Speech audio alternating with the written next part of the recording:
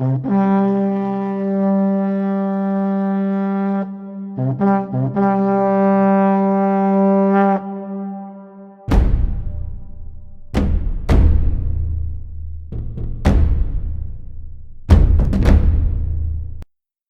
Of Indian history by doctor Mohanlal Gupta में आपका स्वागत है। पिछली कड़ी में हमने मेवाड़ राज्य तथा कंपनी सरकार के बीच हुई संधि की चर्चा की थी। इस कड़ी में हम ईस्ट इंडिया कंपनी द्वारा संरक्षित दो राज्यों बीकानेर एवं जैसलमेर के बीच उत्पन्न हुए एक विवाद की चर्चा करेंगे, जिसे कंपनी के अधिकारियों ने बिना किसी युद्ध एवं रक्तपात के निपटाने में सफलता प्राप्त की। इस घटना को राजपूताने में नवीन राजनीति का सूत्रपात माना जाना चाहिए। ईस्वी 1828 में बीकानेर के महाराजा सूरत सिंह की मृत्यु के बाद रत्न सिंह बीकानेर का राजा हुआ। वह बीकानेर का 18वां राठौड़ राजा था। उसने 5 अप्रैल 1828 से 7 अगस्त 1851 तक बीकानेर रियासत पर शासन किया। उसके राजा बनते ही बीकानेर रियासत और जैसलमेर रियासत के मध्य झगड़ा हो गया। हुआ यूं कि जैसलमेर राज्य के राजगढ़ ठिकाने के भाटी बीकानेर राज्य के सरकारी सांडों का टोला पकड़ कर ले गए। मारवाड़ में मादा ऊंट को सांड कहा जाता है।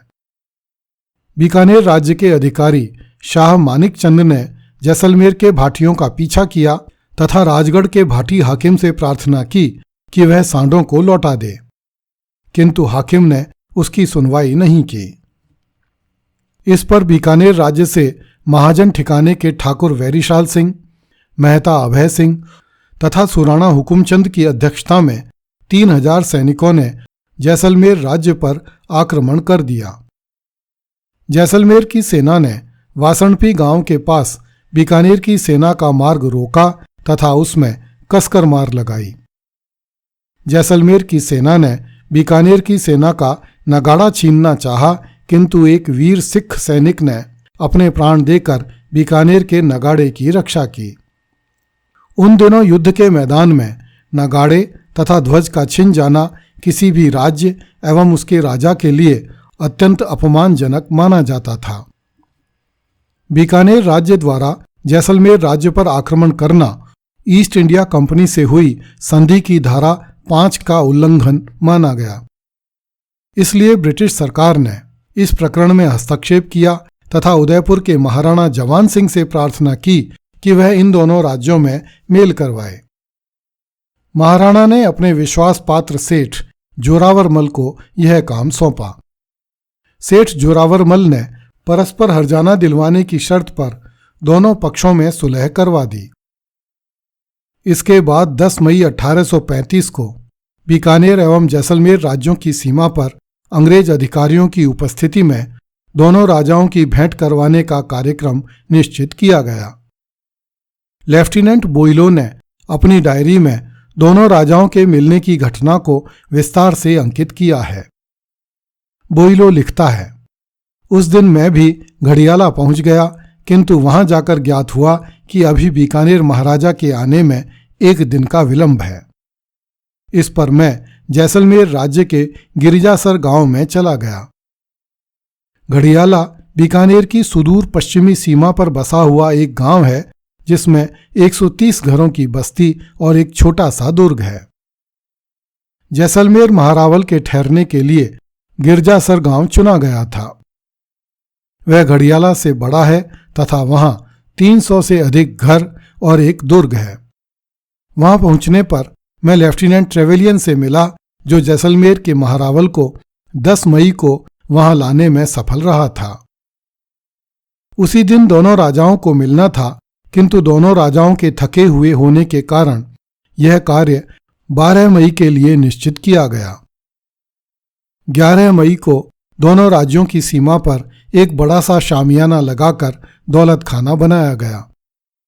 100 फुट लंबी तथा 24 फुट चौड़ी जगह में दोनों ओर बराबर बराबर भूमि में खेमे खड़े किए गए। भेंट के लिए नियत स्थान के दक्षिणी भाग में लेफ्टिनेंट ट्रेवेलियन का खेमा था। शामियाने में एक सिंहासन इस प्रकार रखा गया था कि उसका आधा आधा भाग दोनों राज्यों की सीमा में पड़ता था। अन्य प्रबंध भी इसी भांति निष्पक्षता के साथ किए गए थे। दोनों राजाओं के लिए ऐसा प्रबंध किया गया था कि दौलत खाने में उनका आगमन एक ही समय में हो। दो विभिन्न प्रवेश द्वारों से खेमे में राजाओं का आना निश्चित हुआ था। अतः उनकी पेशवाई के लिए पैदल सेना को दो भागों में विभक्त करके दोनों ओर के दरवाजों पर खड़ा किया गया।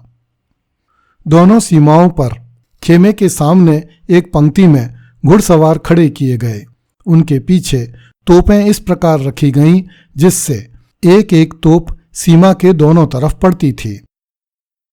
12 मई को नियत समय पर एक तोप दागी गई, जिसे सुनकर घड़ियाला से बीकानेर का राजा एवं गिरजासर से जैसलमेर का महारावल अपने अपने डेरे से रवाना हुए। बीकानेर महाराजा को 1.5 मील की दूरी तय करनी थी तथा जैसलमेर महारावल को 2 मील की, इसलिए बीकानेर महाराजा पहले ही सीमा पर पहुंच गया। जब दोनों राजा सीमा पर पहुंच गए तो दोनों ओर की तोपों से 17 तोपों की सलामियां सर की गईं। इसके बाद दोनों राजा अपनी अपनी खासों अर्थात ढकी हुई पालकियों से नीचे उतरे। यह पूर्व में ही निश्चित कर लिया गया था कि दोनों ओर के महाराजा अपने साथ कम से कम आदमी लाएं, किंतु मिलन स्थल पर लगभग 3000 आदमी एकत्रित हो गए थे। सजे हुए हाथी, घोड़े, नक्कारे, निशान आदि से पूरा क्षेत्र गरिमामय हो गया था। सामान्यतः जब भी कोई राजा किसी स्थान पर पहुंचता था तो अंग्रेज अधिकारी उनकी पेशवाई करते थे, किंतु इस समय पर अंग्रेज अधिकारियों ने उनकी पेशवाई नहीं की। खेमे के निकट पहुंचने पर दोनों ओर के सैनिकों ने अपने अपने राजाओं का स्वागत किया। दोनों राजाओं के साथ साथ प्रमुख ठाकुर तथा महाजन भी आए थे।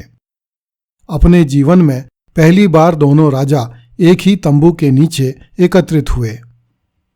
लेफ्टिनेंट ट्रेवेलियन खेमे के बीच में दोनों राज्यों की सीमा के मध्य में खड़ा हुआ था। जब दोनों राजा खेमे के मध्य में पहुंचे तो लेफ्टिनेंट ट्रेवेलियन ने दोनों की तरफ अपना एक एक हाथ बढ़ाया और उनका मिलाप करवा दिया। फिर दोनों राजाओं ने एक दूसरे से जुहार किया।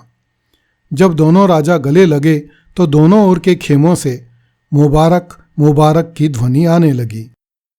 दोनों राजा सिंहासन पर बैठे। इस बीच उनके दरबारी भी अंदर आ गए। वे लोग भड़कीली पोशाकें और कीमती आभूषण पहने हुए थे। राजाओं ने केवल श्वेत रंग के जामे और मोतियों तथा पन्नों के कंठे पहने थे। दोनों राजाओं की कमर में खंजर लगे हुए थे। लेफ्टिनेंट ट्रेवेलियन महाराजा के दाहिनी तरफ तथा लेफ्टिनेंट बोइलो महारावल के बाईं तरफ नीचे गलीचे पर बैठे। राजाओं के मंत्री तथा सरदार उनके चारों ओर घेरा बनाकर बैठ गए। दरवाजों के सामने के गलीचे पर अन्य सम्मानित सरदार थे और निम्न श्रेणी के सरदार बाहर तक खड़े हुए थे। मेवाड़ का साहूकार जोरावरमल, जो कि दोनों ही राजाओं का मित्र था, इस समय जैसलमेर की पंक्ति में बैठा, क्योंकि वह मूलतः जैसलमेर राज्य का निवासी था। दोनों राजाओं ने एक दूसरे को अपने अपने सरदारों का परिचय दिया। दोनों ही राजाओं ने अंग्रेज अधिकारियों की प्रशंसा की। इसके बाद इत्र एवं पान की रस्म हुई। लेफ्टिनेंट ट्रेवेलियन ने अपने दोनों हाथों से दोनों महाराजाओं को एक साथ इत्र लगाया, जिससे जैसलमेर के महारावल को बड़ी प्रसन्नता हुई। उसे भय था कि चूंकि लेफ्टिनेंट ट्रेवेलियन बीकानेर महाराजा के पास बैठा था, अतः वह पहले उसे ही इत्र लगाएगा तथा जिसे पहले इत्र लगाया जाएगा वही राजा शक्तिशाली माना जाएगा। दोनों राजा अंग्रेज अधिकारियों एवं एक दूसरे को धन्यवाद देकर सिंहासन से उठ खड़े हुए तथा एक दूसरे को जुहार करके जिस तरह खेमे में आए थे उसी तरह खेमे से बाहर चले गए। इस अवसर पर सलामी की तोपें नहीं दागी गईं, किंतु दोनों शासकों के अपने अपने खेमे में पहुंचने पर उनकी तरफ के लोगों ने सलामियां सर की। इस प्रकार मेल हो जाने पर दोनों राजाओं को बाद में भेंट करने में कोई कठिनाई नहीं हुई। 16 मई 1835 को दोनों राजा एक दूसरे के खेमे में गए। दोनों ने एक दूसरे को बहुत से हाथी, घोड़े तथा रत्न आदि उपहार में दिए। लेफ्टिनेंट ट्रेवेलियन ने दोनों तरफ के 3-3 आदमियों की समिति बनाकर समझौते की शर्तें निश्चित कर दी तथा लिखित समझौता संपन्न हो गया। इसके बाद दोनों राजा अपनी अपनी राजधानी को लौट गए। अगली कड़ी में देखिए, उदयपुर राज्य में कप्तान टॉड के शासन ने अंग्रेजों की धाक जमा दी। कृपया इस चैनल को लाइक, सब्सक्राइब एवं शेयर करें तथा नोटिफिकेशन का आइकन ऑन करें ताकि आपको चैनल पर अपलोड होने वाली नई वीडियो की जानकारी तुरंत मिल सके। जय हिंद।